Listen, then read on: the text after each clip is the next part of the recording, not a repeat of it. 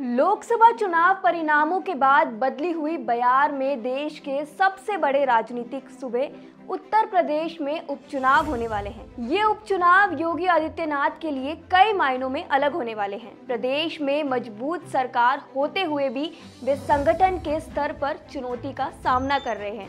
ये बात किसी से छिपी नहीं है। साथ ही उपचुनावों में अयोध्या की मिल्कीपुर एक ऐसी सीट है जो उनके और बीजेपी के लिए अलग से केस स्टडी बन गई है। योगी इस सीट को हर हाल में जीतना चाह रहे हैं क्योंकि ये वही सीट है जहां से विधायक अवधेश प्रसाद ने अयोध्या लोकसभा सीट बीजेपी से छीन ली है। फिलहाल योगी ने इसके लिए भी अलग प्लान बनाया है और वो क्या है बताते हैं। जिन सीटों पर चुनाव होने हैं वे फुलपुर, खैर, गाजियाबाद, मंझवा, मीरापुर, मिल्कीपुर, करहल, कटहेरी, कुंदरकी और सीमा मऊ है। इसमें से 9 के विधायक इस बार लोकसभा चुनाव जीतकर सांसद बन गए हैं, जबकि सीमा मऊ में सपा विधायक इरफान सोलंकी की आपराधिक मुकदमे में सदस्यता रद्द होने के कारण खाली हुई है। इन सीटों पर उपचुनाव के लिए योगी ने 30 मंत्रियों की तैनाती कर दी है। सीएम योगी ने बुधवार को इन मंत्रियों के साथ मंथन किया और सभी सीटें जीतने का भी लक्ष्य तय किया है। सीएम योगी ने कहा कि हर हाल में सभी 10 सीटों को जीतना है। इसके लिए मंत्री चुनाव समाप्त होने तक वहां डटे रहें। समाप्त में कम से कम 2 दिन उसी क्षेत्र में रात्रि प्रवास करें। मुख्यमंत्री ने मंत्रियों को बूथ स्तर तक के सभी कार्यकर्ताओं से संवाद करने और उनकी समस्याओं का निस्तारण कराने का भी निर्देश दिया है। साथ ही सीएम ने यह भी कहा है कि यदि कोई कार्यकर्ताओं की समस्या सुलझाने में दिक्कतें आ रही हैं तो वह सीधा उनसे संपर्क करे।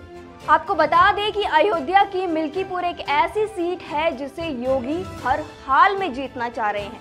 ये वही सीट है जहां से विधायक अवधेश प्रसाद ने अयोध्या लोकसभा सीट बीजेपी से छीन ली है। यहां से विधायक रहे अवधेश प्रसाद ही फैजाबाद लोकसभा सीट से चुनाव जीते हैं।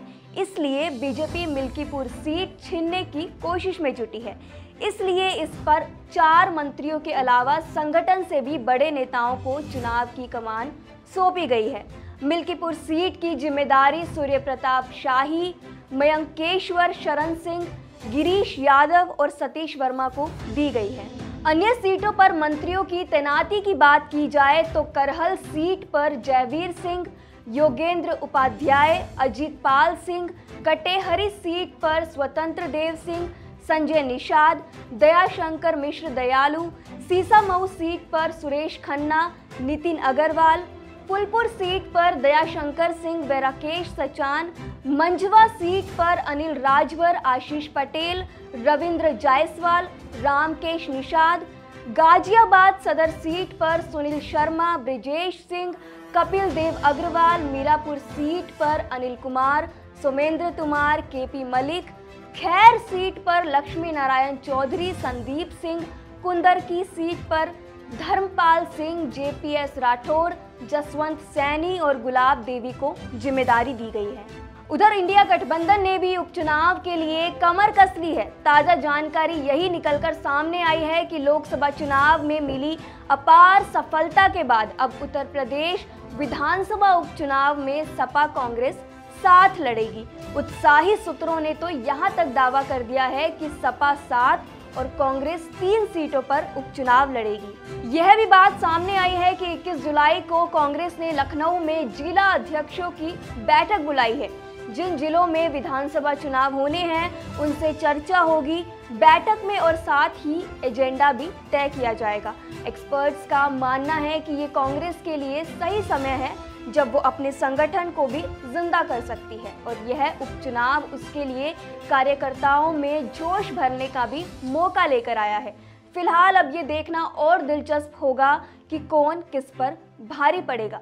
आपको क्या लगता है, सीएम योगी अपने इस प्लान में सफल होंगे या वापस अखिलेश यादव उनको मात देंगे? हमें अपनी राय कमेंट सेक्शन में ज़रूर बताएं।